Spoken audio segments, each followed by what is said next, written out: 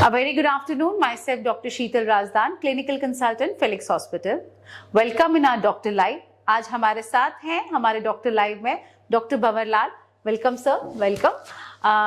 Doctor Bhanwar is the senior consultant urologist, Felix hospital. आज हम doctor साहब से जानेंगे यूरिथ्रल स्ट्रक्चर्स के बारे में और उनकी सर्जरीज के बारे में. सर, जानना चाहेंगे कि यूरिथ्रल स्ट्रक्चर आखिर क्या होता है और इससे क्या प्रॉब्लम्स हो सकती हैं और इसका सर्जरी क्या है.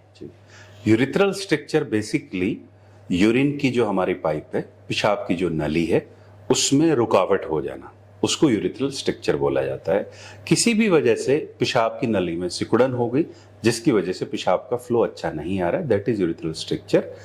जिसके कारण है कभी चोट लगी हो सकती है, इन्फेक्शन की वजह से हो सकते हैं, या कई बार बिना किसी कारण के पता चले भी स्ट्रक्चर हो जाते हैं.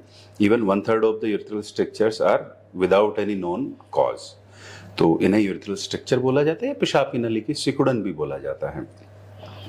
इसके जो लक्षण हैं, जो मुख्य लक्षण होता है पेशाब की धार का पतला हो जाना और यूरिन करते टाइम पेट से जोर लगाने की जरूरत पड़ना. बिना जोर लगाए आदमी अपना खुल के पेशाब नहीं कर पाता. That is the main symptom of this urethral structure.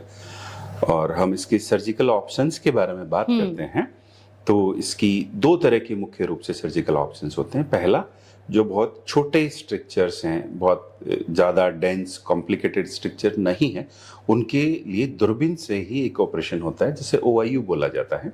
बहुत ही छोटा सा ऑपरेशन होता है, उसके द्वारा इसको किया जाता है. जो लंबे लेंथ के कॉम्प्लिकेटेड स्ट्रक्चर्स हैं उनके लिए ऑपरेशन होता है जिसे यूरिथ्रोप्लास्टी बोला जाता है.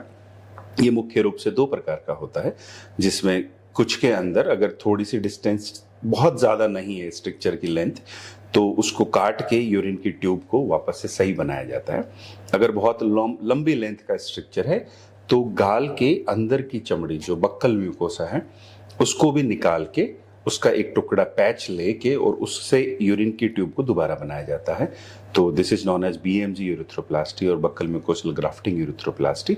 इसके अलावा कुछ न्यूअर एडवांसमेंट भी होते हैं, पर मुख्य रूप से ये इस तरह से स्ट्रक्चर का इलाज किया जाता है. सर, सर्जरी कब किस स्टेज पर रिकमेंड की जाती है यूरिथ्रल स्ट्रक्चर्स में?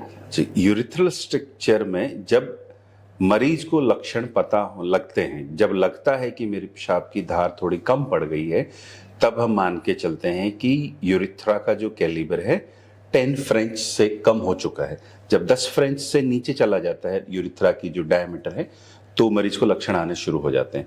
और जब मरीज को लक्षण अगर आने शुरू हो चुके हैं स्ट्रक्चर के, तो फिर आपको कंसल्टेशन करनी चाहिए, उसका निदान होना चाहिए.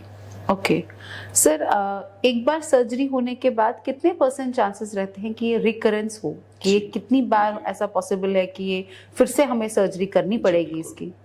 जी, ये डिपेंड करता है कि आपका किस तरह का ऑपरेशन हुआ है. जो OIU ऑपरेशन होता है उनका सक्सेस रेट 40-50% तक ही जाता है. बहुत ज़्यादा अच्छी सक्सेस रेट नहीं है. सक्सेस रेट बहुत अच्छी नहीं होने के पीछे एक कारण ये भी है कि बहुत कॉम्प्लिकेटेड स्ट्रक्चर्स में भी वो कई बार OIU कर दिया जाता है, जो आइडियली नहीं करना चाहिए. तो इसलिए उसकी सक्सेस रेट्स बहुत कम हो जाती है. वेल सेलेक्टेड पेशेंट्स में it has a good success rate. जो यूरिथ्रोप्लास्टीज हैं, चाहे एक्सिजन यूरिथ्रोप्लास्टी हैं, BMG यूरिथ्रोप्लास्टी हैं, इनकी success rate reaches up to 90%. तो 90% of the patients are cured with single operation.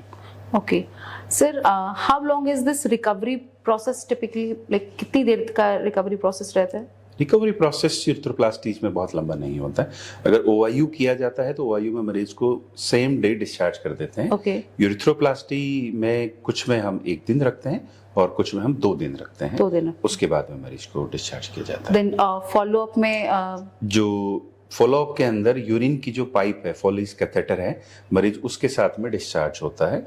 और यूरिथ्रोप्लास्टी में यूजुअली तीसरे सप्ताह के बाद में 21 दिन के बाद में यूरिन की ट्यूब निकाली जाती है. तो उतने दिन आपको यूरिन की ट्यूब के साथ में रहना पड़ता है. That is slightly discomfortable with the patient, but वो जरूरी है. वो जरूरी है. Thank you so much sir, thanks a lot. तो आपने आज जाना यूरिथ्रल स्ट्रक्चर्स के बारे में और इसकी सर्जरी के बारे में.